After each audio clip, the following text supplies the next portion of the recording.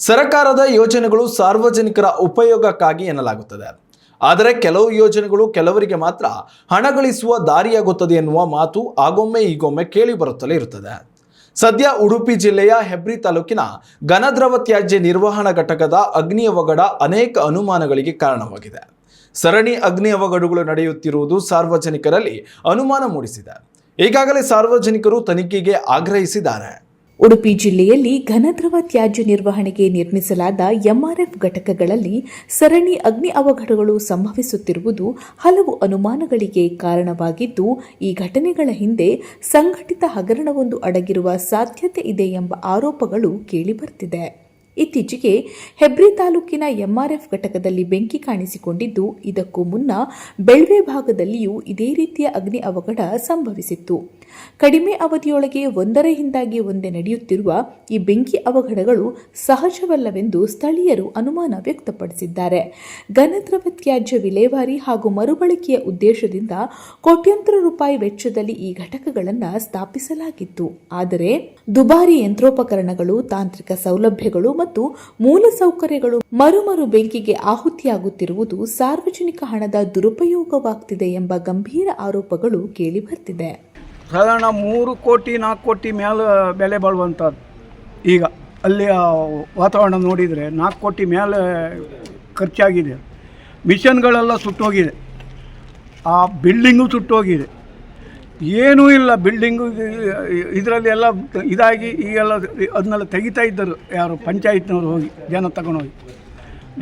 ನಾವು ಹೇಳೋದು ಪಂಚಾಯತ್ನವರು ಮಾಡೋದಕ್ಕೆ ಕಿಂತ ಅದು ಹೇಗಾಯ್ತಂತ, ಬೆಂಕಿ ಬಿದ್ದದ್ದು ಹೇಗೆ, ಅದು 4 ತಿಂಗಳಾಯ್ತಂತೆ. ಅವರು ಕಾಂಟ್ರಾಕ್ಟವರು ಬಾಗಿಲು ಹಾಕಿ ಬೀಗಕೈ ಕೀ ತಾಲೂಕು ಆಫೀಸಿನ ಕೊಟ್ಟಿದ್ರಲ್ಲಿ ಹೇಳ್ತಾರೆ ಮಾಹಿತಿ. ಆದರೆ ಮಾಹಿತಿ ನಮಗೆ ಸರಿಯಾಗಿ ಗೊತ್ತಿಲ್ಲ. ಅದು ಗೊತ್ತಾಗಬೇಕಿದ್ರೆ ಅಧಿಕಾರಿಗಳು ಮಾಡಬೇಕು, ತನಿಖೆ ಮಾಡಿ ಮಾಹಿತಿ ಕೊಡಬೇಕು. ನಾವು ಹೇಳುವುದು ಕೋಟಿಗಟ್ಟಲೆ ಹಣ ಸರ್ಕಾರದ ಹಣ. ಇವರು ಈಗ ಏನಿದ್ರು ಕಾಂಟ್ರಾಕ್ಟರ್ ಏನು ಮಾಡ್ತಾರೆ, ಇನ್ಶೂರೆನ್ಸ್ ಕಟ್ಟು ಅವ್ರಿಗೆ ಕೊಡಬಾರ್ದು. ಏನಿದ್ರು ನಮಗೆ ಸರ್ಕಾರಕ್ಕೆ ಉಳಿಬೇಕು. ಆ ಹಣ ಯಾರಿಂದ ಪೋಲಾಯಿತು 2-3 ಕೋಟಿ ಅವರಿಂದ ಉಸಿರಾಗಬೇಕು.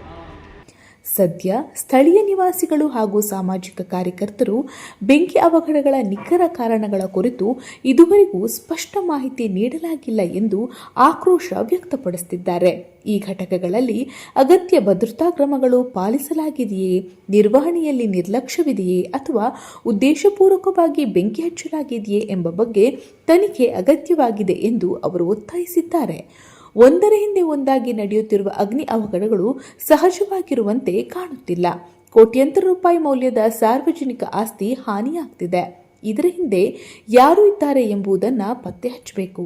ಘಟನೆಯಲ್ಲಿ ಭಾಗಿಯಾಗಿರುವ ಅಧಿಕಾರಿಗಳು, ಗುತ್ತಿಗೆದಾರರು ಹಾಗೂ ಸಂಬಂಧಪಟ್ಟ ಎಲ್ಲರ ಪಾತ್ರವನ್ನು ಪರಿಶೀಲಿಸಬೇಕು ಎಂದು ಅವರು ಆಗ್ರಹಿಸಿದ್ದು, ಪ್ರಕರಣದ ಹಿನ್ನೆಲೆಯಲ್ಲಿ ನಡೆಯುತ್ತಿರುವ ಅಕ್ರಮಗಳನ್ನು ಬಯಲಿಗೆ ತರಲು ಲೋಕಾಯುಕ್ತರಿಗೆ ಅಧಿಕೃತ ದೂರು ಸಲ್ಲಿಸಲಾಗಿದೆ. ಈ ದೂರು ಆಧರಿಸಿ ಸಮಗ್ರ ಹಾಗೂ ನಿಷ್ಪಕ್ಷಪಾತ ತನಿಖೆ ನಡೆಸಬೇಕು ಎಂಬುದು ಅವರ ಬೇಡಿಕೆಯಾಗಿದೆ. ಘನದ್ರವ ತ್ಯಾಜ್ಯ ನಿರ್ವಹಣೆಯಂತಹ ಸಾರ್ವಜನಿಕ ಹಿತಾಸಕ್ತಿಯ ಯೋಜನೆಗಳು ಹಗರಣಗಳಿಗೆ ಕಾರಣವಾಗಬಾರದು. ಜನರ ತೆರಿಗೆ ಹಣದಿಂದ ನಿರ್ಮಿತವಾಗಿರುವ ಈ ಘಟಕಗಳ ಸುರಕ್ಷತೆ, ನಿರ್ವಹಣೆ ಹಾಗೂ ಕಾರ್ಯಾಚರಣೆಯಲ್ಲಿ ಪಾರದರ್ಶಕತೆ ಅಗತ್ಯವಿದೆ ಎಂಬ ಒತ್ತಾಯ ಸಾರ್ವಜನಿಕ ವಲಯದಿಂದ ಕೇಳಿಬರ್ತಿದೆ. ಹೆಬ್ರಿ ತಾಲೂಕಿನ ಎಂಆರ್ಎಫ್ ಘಟಕ ಅಂದರೆ ತ್ಯಾಜ್ಯ ಕಸ ವಿಲೇರಿ ಘಟಕದ ಮೊನ್ನೆ 14ನೇ ತಾರೀಕು ಒಂದು ಬೆಂಕಿ ಬಿದ್ದು 1 ಕೋಟ್ಯಾಂತರ ರೂಪಾಯಿ ನಷ್ಟವಾಗಿದೆ. ಈ ನಷ್ಟದ ಬಗ್ಗೆ ನಾವು ಇವತ್ತು ಹೋರಾಟ ಮಾಡ್ತಾ ಇದ್ದೀವಿ. ಯಾಕೆಂದರೆ ಸಾರ್ವಜನಿಕರ ಹಣ ಈ ರೀತಿ ವ್ಯರ್ಥವಾಗ್ತಾ ಇದೆ ಅಂತ ಹೇಳಿದ್ರೆ ಬಹಳ ನೋವಿನ ಸಂಗತಿ. ಎಂಆರ್ಎಫ್ ಘಟಕ ಒಂದು 5-6 ತಿಂಗಳಿಂದ ಬೀಗ ಹಾಕಿದ್ದು. ಈ ಬೀಗ ಹಾಕಿದ ತಕ್ಷಣ ಮೊನ್ನೆ ಹೇಳ್ತಾರೆ ಅಲ್ಲಿ ಕರೆಂಟ್ ಶಾರ್ಟ್ ಆಗಿ ಇದಾಗಿದೆ ಅಂತ ಹೇಳಿ ಒಂದು ಮೇಲ್ನೋಟದ ಮಾತುಗಳು ಕೇಳಿ ಬರ್ತವೆ. ನಿಜವಾಗಿ ಕರೆಂಟ್ ಶಾರ್ಟ್ ಆಗಿದ್ದಲ್ಲ, ನಿಜವಾಗಿ ಬೆಂಕಿ ಹಾಕಿ ಇವರು ಒಂದು ಸ್ಕ್ಯಾಮ್ ಥರ ಮಾಡಿದ್ದಾರೆ. ನಮ್ಮ ಆರೋಪ ಏನಂತ ಹೇಳಿದರೆ ಹೆಬ್ರಿ ಅವರು ಎಲ್ಲರೂ ಹೇಳ್ತಾ ಇದ್ದಾರೆ ಬೆಂಕಿ ಹಾಕಿದ್ದು. ಯಾಕೆಂದರೆ ಕಳೆದ ವಾರ ಹೆಬ್ರಿ ಭಾಗದ ಬೆಳುವೆ ಗ್ರಾಮ ಪಂಚಾಯಿತಿಯಲ್ಲಿ ಇದೇ ತ್ಯಾಜ್ಯ ಘಟಕಕ್ಕೆ ಬೆಂಕಿ ಬಿದ್ದಿದೆ. ಒಂದು ವಾರ ಆಗಿಲ್ಲ, ಹೆಬ್ರಿಯಲ್ಲಿ ಬೆಂಕಿ ಬಿದ್ದಿದೆ. ಇದು 16 ಗ್ರಾಮ ಪಂಚಾಯಿತಿ ವ್ಯಾಪ್ತಿಯ ಕಸ. ಈ ಕಸ ಅಲ್ಲಿ ಮಿಷನರಿ ಲಕ್ಷಾಂತರ ರೂಪಾಯಿ ಮಿಷನರಿ ಇದೆ, ಯಂತ್ರಗಳು ಸುಟ್ಟು ಹೋಗಿದೆ. ಭಾಳಷ್ಟು ನೋವಿನ ಸಂಗತಿ. ಇವತ್ತಿನ ದಿನ ನಾವು ಉಡುಪಿ ಬಂದು DC ಹಾಗೂ ಲೋಕಾಯುಕ್ತರು ಹಾಗೂ FC SP ಅವರಿಗೆ ಕಂಪ್ಲೇಂಟ್ ಕೊಡುವಂತ ಬಂದಿದ್ದೇವೆ. ನಮ್ಮ ಮೀಡಿಯಾದವ್ರ ಮೂಲಕ ನಾವು ಕೇಳೋದಿಷ್ಟೇ ಸರ್, ಜನಗಳ ಹಣ ಉಳಿಸಿ ಈ ಸ್ಕ್ಯಾಮಿನ ಹಿಂದಿದೆ ಗುತ್ತಿಗೆದಾರರಾಗಲಿ ಅಧಿಕಾರಿಗಳ ಜನಪ್ರತಿನಿಧಿ ಯಾರೇ ಆಗಲಿ ಅವ್ರನ್ನ ಒಂದು ಕೂಡಲೇ ಈ ಎಂಕ್ವೈರಿ ಮಾಡಬೇಕಂತ ಈ ಮೂಲಕ ಕೇಳಿಕೊಳ್ತೇವೆ. ಒಟ್ಟಾರೆಯಾಗಿ ಸದ್ಯ ಈ ಕುರಿತು ಜಿಲ್ಲಾಧಿಕಾರಿಗಳು ಮತ್ತು ಲೋಕಾಯುಕ್ತರಿಗೆ ದೂರು ನೀಡಲಾಗಿದೆ. ಸರಣಿ ಅಗ್ನಿ ಅವಘಡಗಳ ಘಟನೆಯು ತಕ್ಷಣವೇ ತನಿಖೆ ನಡೆಸಿ ಸತ್ಯಾಸತ್ಯತೆ ಬಹಿರಂಗಪಡಿಸಬೇಕೆಂದು ಸಾರ್ವಜನಿಕರು ಆಗ್ರಹಿಸಿದ್ದಾರೆ. Ashwath Acharya, news next, Udupi. ಉತ್ತಮ ಸಂಸ್ಕಾರಯುತ ಶಿಕ್ಷಣದೊಂದಿಗೆ VSS English medium CBSE school Udupi Muddur.